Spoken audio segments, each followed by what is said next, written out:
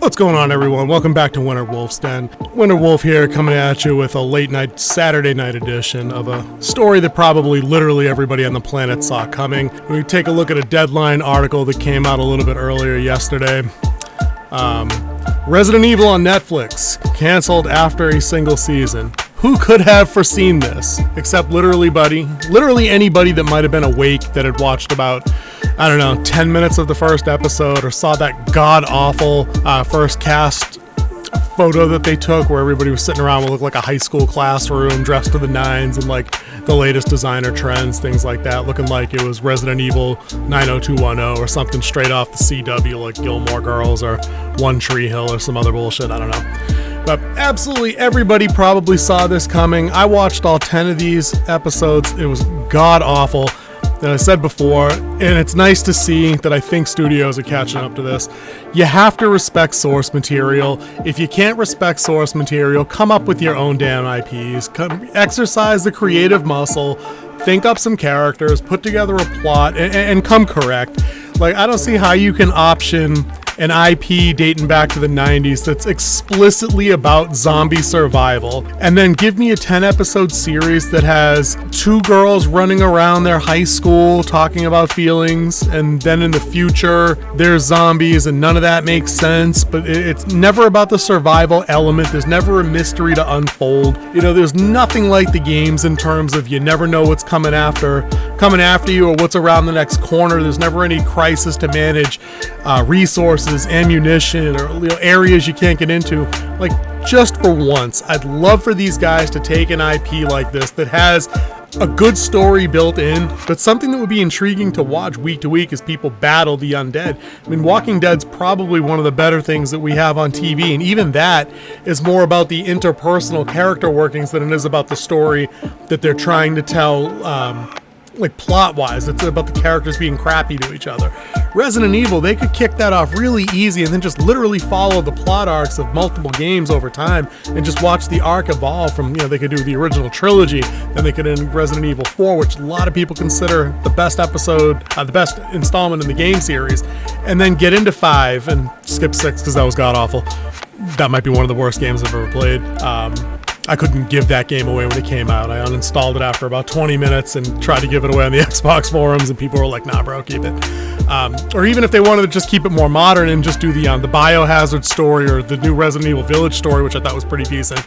There's lots of stuff they could do, but none of it had to be this whiny group of characters put together, checking off every box of fucking obnoxious bullshit you could check for a single series. You need a couple of unlikable protagonists? Check, they got that. They had them as kids, and then they had them as grown-ups, which is great. A bunch of ineffective guys running around, not knowing what to do and being completely useless? Check, you got that. You roll that right in there. Broken story that didn't really create any setup and payoff? Check, got that. Emotional attachment to any characters? Check, none of that there. And it's just nice to see finally a show that didn't probably deserve a season 2 not getting a season 2. I think the global part of the argument here, guys, is that Warner Brothers and HBO, spearheaded by David Zaslav, are kind of bucking trends now. And as one of the bigger streaming services out there, I think they're the first domino to fall. And now that they've successfully managed to kill off some of these projects that we're definitely not going to see any kind of meaningful return on investment.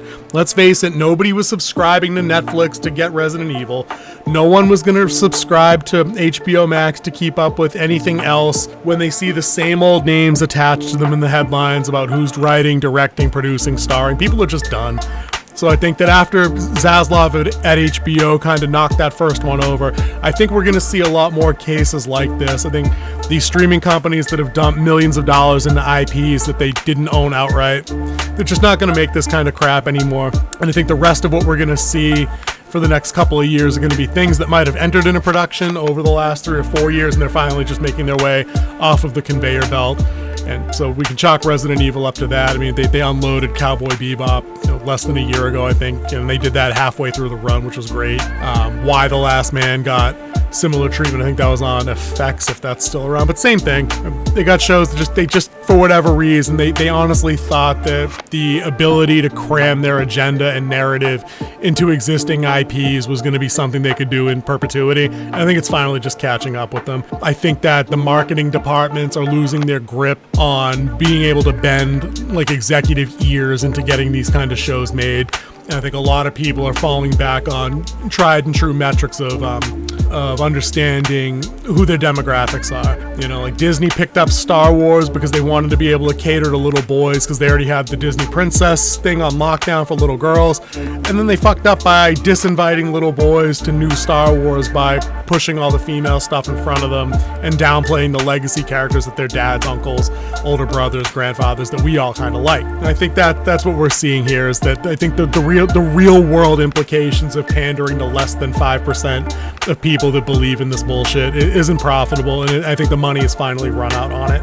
How else can you get around Zaslav spending $90 million on Batgirl and then rolling in and being like, nah, I think we're good here? Because they recognize brand damage when it's being done, and I think maybe brand damage probably should have been better looked at as brain damage. I think it's ridiculous it's been allowed to go on for this long. But that's it, guys. This was just a short one to point out that Resident Evil went down like the flaming wreck that it was. I'm going to catch up with you guys hopefully Monday morning. I'm going to get House of the Dragon episode 2. As always, I definitely appreciate you guys checking it out. It's been fun covering all this stuff since we started in the summer, and I appreciate people that come back for repeat views. Hit the like button if you don't mind. It's cool. This wasn't a big impact video. I don't mind. Subscribe to the channel. That helps me out a lot. Comment below if you're the one guy out there that liked Resident Evil, the series. I'm not going to shit on you and tell you got bad taste. I might take you out for a drink and be like, yo, why did you think this was good? Because it's just objectively bad on so many levels. But that's it for me, guys. I'm going to see you guys in the next one. I'll see you then.